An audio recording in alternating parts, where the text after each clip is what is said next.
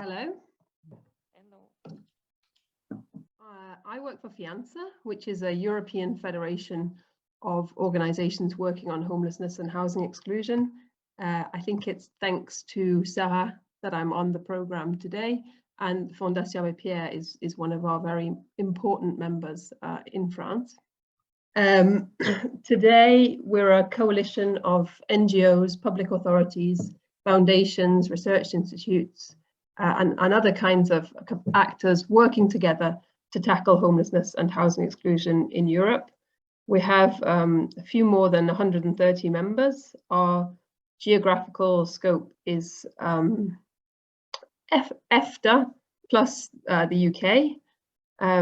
We don't currently have any members in Bulgaria, so I'm really pleased to be part of the discussion today, and would obviously be very happy to stay in touch with anyone working on homelessness and housing exclusion as part of the fight against poverty. FEANTSA basically has 4 streams of action. The first one is research. So we run the European Observatory on Homelessness, which is a research body carrying out transnational research on homelessness, publishes the European Journal on Homelessness, which is the only dedicated academic journal for international perspectives on homelessness. We have a kind of flagship publication, which is an overview of housing exclusion in Europe every year. That's something that we do jointly with the Fondation Abbé Pierre, and it's a little bit the European version, I guess, of the French exercise that Sarah presented to you earlier. The second stream of action for our work is advocacy. So I think FEANTSA has carved out a space for homelessness and housing exclusion as a priority on the EU social policy agenda. And we also support our members lobbying for proper policies to address homelessness and housing exclusion within the member states. The third area of our work is knowledge and exchange. So we work to try and improve policies and practices by helping actors learn from one another. And we identify and share good practice that can potentially be transferred, although it's never a simple copy-paste. And we also work on communications and awareness raising, and especially challenging kind of stereotypical ideas about homelessness and housing exclusion. So what do I mean when I say homelessness and housing exclusion? I'll try and be quite quick on this because I think Sarah covered a lot of ground, but there is no standard definition when we speak about homelessness and housing exclusion, including in the policy sphere. And we're often dealing as much with perceptions based on stereotypes as with reality. And I think that's a real challenge for policies and service interventions in this area. So FEANTSA tried to address this by developing something called ethos, which is a European typology of homelessness and housing exclusion. It's basically a broad definition based on people's actual living situations rather than any kind of characteristical tool in terms of objectivized grips with a spectrum of different situations which vulnerable people move through rather than being some kind of fixed state like this is a homeless person. And so ethos gives us 4 main categories of living situation. Rooflessness, which is being without shelter of any kind, so sleeping rough, being out on the streets. Houselessness, which means not having a home but having a roof, so being in a temporary shelter, for example. The third one, living in insecure housing, so having an insecure tenancy, being at risk of eviction, being at risk of domestic violence. And the fourth one, living in inadequate housing, so living in a caravan, in an informal settlement, in unfit housing, or in extreme overcrowding. So now I've kind of described what we're talking about and what we work on at FEANTSA. I'll try and give a few headlines on the current reality and the trends in homelessness and housing exclusion in Europe today. So basically, homelessness has increased significantly in Europe over the past decade. There's a very small minority of countries that have been able to reduce homelessness, Finland and Denmark. And in most other countries in Europe, the level is either stable or rising. There was some disruption to this trend during COVID-19 because homelessness suddenly became a big public health issue, and governments took unprecedented action to at least provide shelter to homeless people. In general, we estimate that homelessness has increased for the EU as a whole by about 70% over the past decade. And in terms of housing exclusion, there are two major issues. One is housing affordability. So about 7.8% of households and 31% of poor households face housing cost overburden in Europe today. So that means they have to spend more than 40% of their income on housing. That situation is particularly bad for people living in the private rental sector. And this reflects the fact that housing costs have outstripped incomes in Europe over recent years. I think we're at a particularly crucial juncture now because we've seen the end of temporary protective measures like bans on evictions that were brought in at the height of the pandemic, and we're facing this huge energy and cost of living crisis, and that's leading to a very worrying picture in terms of arrears. So like 8% of poor households in the EU are currently facing rental or mortgage arrears. That's increased by about 20% over the past, between 2019 and 2020. And about 15% of poor households are behind on their utility bills. So affordability is one part of the picture of housing exclusion. The other is housing quality. Inadequate housing remains a very important reality across Europe. We don't measure it very well at the European Union level because the worst housing situations are not well captured by household surveys by definition. But we know that 4% of households live in severe housing deprivation, 15% in damp housing, and energy poverty, and the relationship between energy poverty and unfit housing is an increasingly critical issue for Europe. So like 7% of households in Europe struggle to keep their home warm.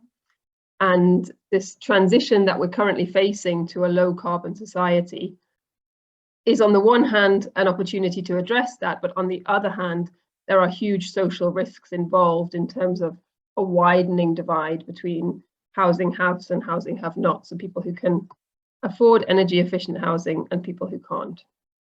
And as Sarah mentioned, in the French context, it's not very well acknowledged at the level of the European Union, but slums, encampments and informal settlements remain an important kind of blind spot when we're talking about housing exclusion in Europe today. So that's a kind of brief summary of what we mean by homelessness and housing exclusion and what the current trends are. I think it paints a pretty worrying picture. And I'd now like to try and focus on the policies to address homelessness and housing exclusion in Europe today. It's not an easy exercise because the situation is very diverse and it's a complicated mix of different policies that influence housing outcomes across Europe. So I'll try and focus on the broad picture and then look at some case studies that might be especially interesting from your perspective. So I guess the first tool in the toolbox for tackling homelessness and housing exclusion is social protection. Housing benefits especially play an important role in bridging the gap between incomes and housing costs. The scale and nature of those housing benefit schemes across Europe is extremely diverse, but ensuring adequate, accessible support to households, including the most vulnerable, is obviously critical. Many countries have seen expenditure on housing benefits increase in recent years, reflecting the growing housing affordability crisis that Europe has been facing. And I guess then the second major tool in the toolbox for addressing housing exclusion is supply side, so social housing.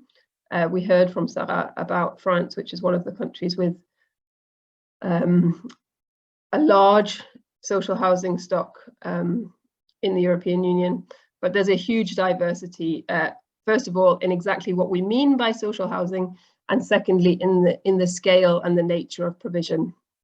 So many countries in Europe have less than 2% of their total housing stock is social housing. And then there's another group with less than 10%. I think Bulgaria has 3%, but in the less than 10% category would have, for example, Belgium, Germany, Hungary, Italy. And then there's a group of countries with a kind of medium-sized stock between 10 and 20%, like Finland, Ireland, France, the United Kingdom, and then a small handful of countries that have more than 20% of their housing stock is social housing, and that would include, for example, Austria, Denmark, and the Netherlands. And I think it's important to underline that there's been a general tendency for public authorities to withdraw from the production of social housing in recent years, and we have maybe begun to see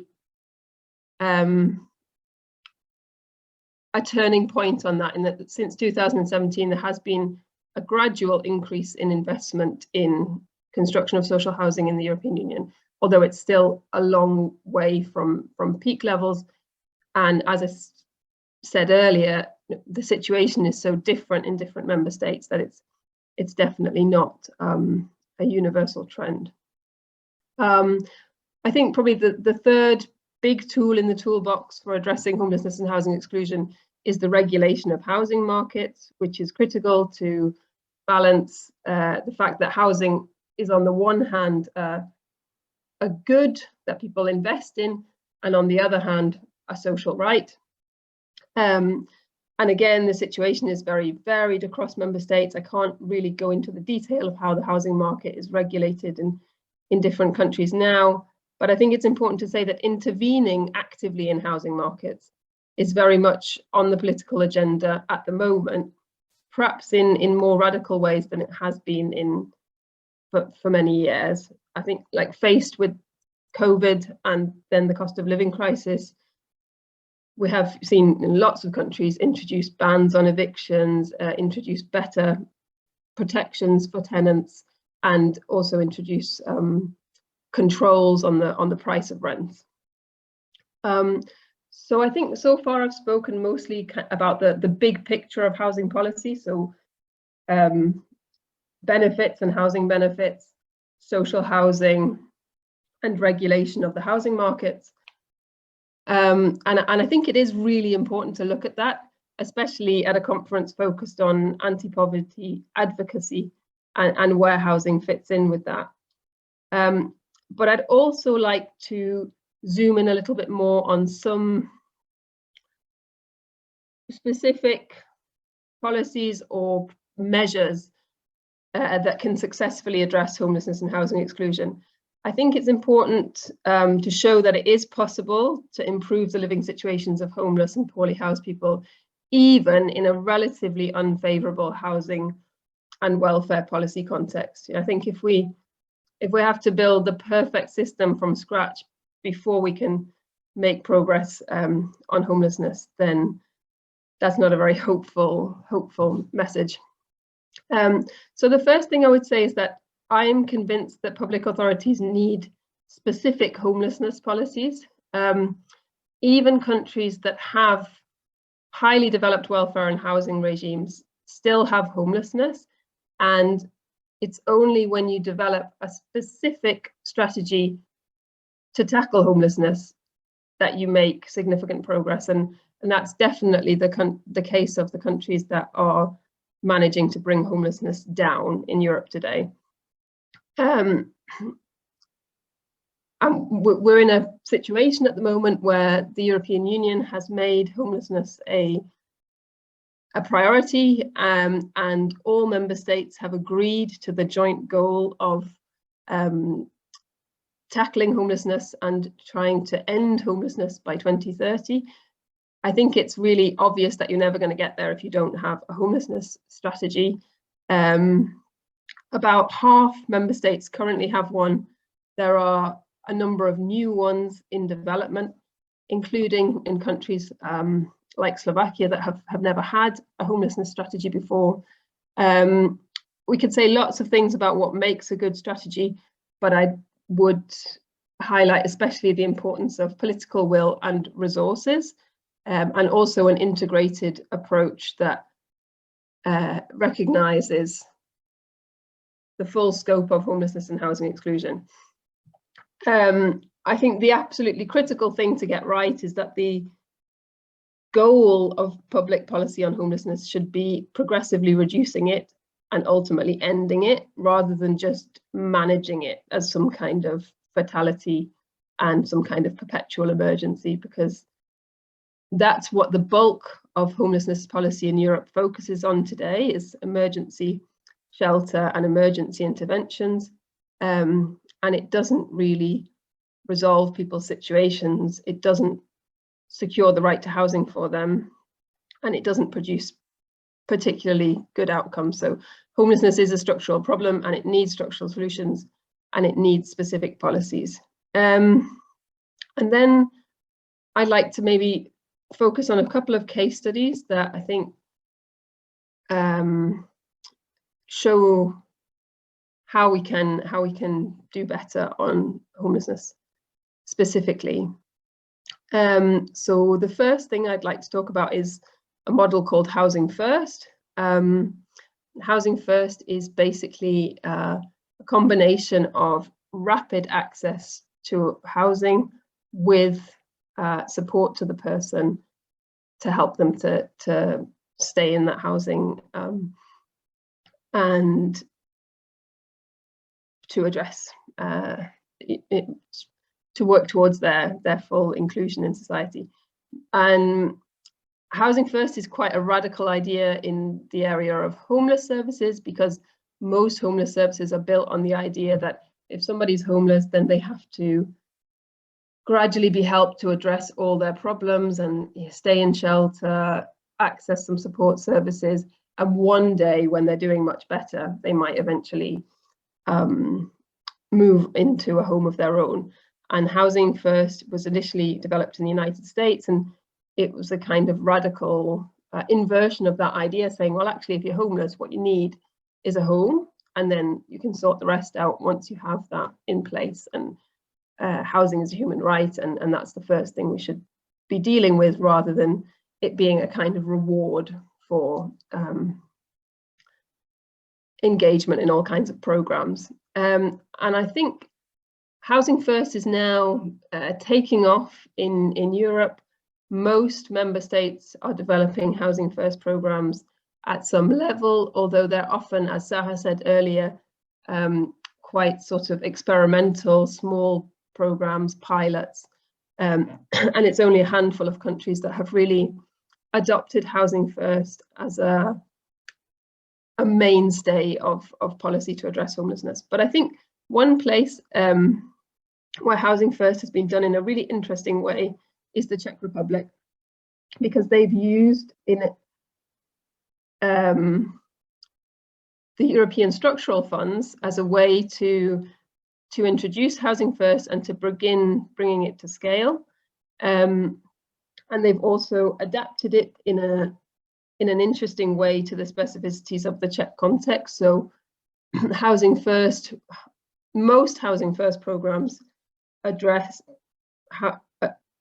people who are single and who have complicated problems, whereas in the Czech Republic it's mostly about family homelessness.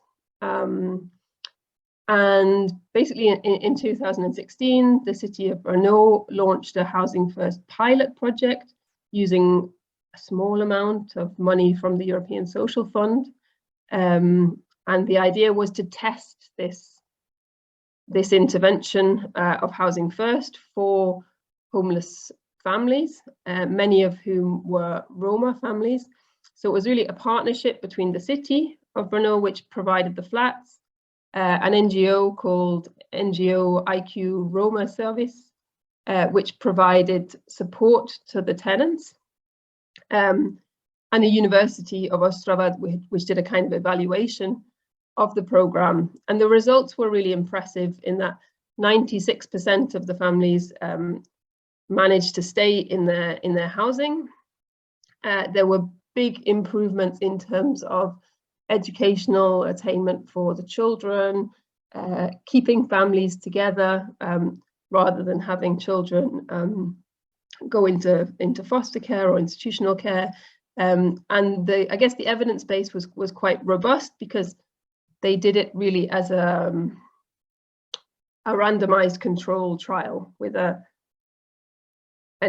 group of people who were housed through this Housing First service, and a comparable group of people who used the usual services in the city. And the fact that they had all that evidence about how successful the program was led the Ministry of Labour and Social Affairs to then launch a bigger call with a budget of 6 million euros to scale up Housing First and do these kind of projects in different cities around the country.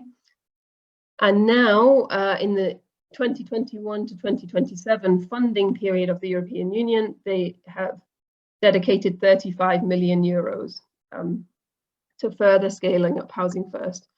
And I think it's important to say also that scaling up of this successful program of Housing First has been part of a much bigger advocacy effort on the part of NGOs, and especially one called the Platform for Social Housing in the Czech Republic, to kind of put housing at the forefront of anti-poverty policy, and to make the case that there should not be family homelessness in the Czech Republic, and that Housing First is a tool to address family homelessness, and it's one that works, and one that is cost effective and brings better outcomes for people. So yeah, that example of Housing First and the way that it was used in the Czech Republic, the way that it was done using European Social Fund money, I think it's an interesting example. Another interesting example, I think, is something called social rental agencies, which is basically an intervention to provide some kind of social housing from the private rental market. So social rental agencies are basically mediators between tenants and private landlords. They're non-profit entities which lease and manage properties as a form of social housing. So they're usually subsidized by government, and they are able to offer a range of incentives to landlords to encourage them to rent out housing at below market rents through long leases with guaranteed rents, access to renovation subsidies, property management services. So they offer the landlords guaranteed rental income over a long period, and they take on all of the property management work, and that encourages landlords to rent out at a below market rent. And at the same time, the social rental agencies offer support to the households, and so that enables the households to keep their tenancies. And I think that it's a really interesting model because it works. There are countries like Belgium, where social rental agencies are really an important part of the overall housing policy package, and they're very targeted towards people who are highly vulnerable on the housing market, and in a situation where average waiting time to get into social housing is about 7 years. They really have brought a new a new solution for people who face homelessness and housing exclusion. And I think that they are now being developed in different contexts. And we work a lot with Habitat for Humanity, who has developed the social rental agency in a Polish context, initially through kind of experimental pilot programs, and now it's something that has been brought into local legislation in Warsaw, for example, and that they're trying to take to scale. And it's a solution where you don't have the huge upfront investment costs of building a social housing system from scratch, for example. And then I see the time running, so I think I'll try and wrap up there, but I hope that I have given you a flavor of what homelessness and housing exclusion looks like across Europe, what some of the main policy tools are for addressing it, and then some maybe more concrete ideas of good practices and helpful models to provide people with a decent place to live. So I'd be very happy to take any questions. And thank you, Ruth. We're just going to have a discussion at the end. So we're going to have the other participants first, and then we're going to leave some space for some questions. But it was very insightful what you described about the different policies, and especially about housing first. Very interesting.